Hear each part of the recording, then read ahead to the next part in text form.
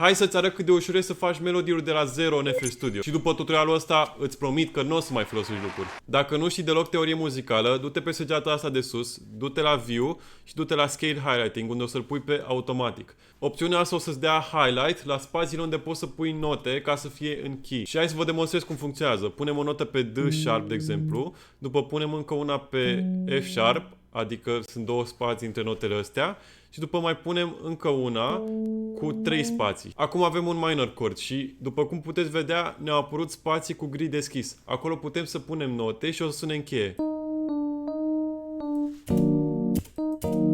Ok, acum ăsta este un major chord. Avem 3 spații, 2 spații, 3 spații. Ok, și acum hai să ne ghidăm după nota de bază, adică E4.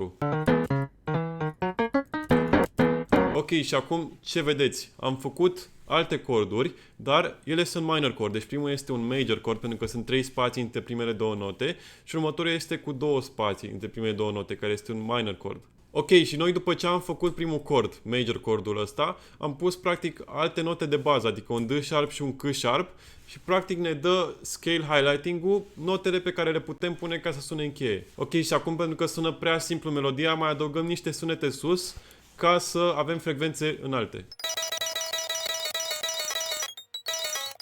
Și gata, aveți o melodie de bază pe care puteți construi.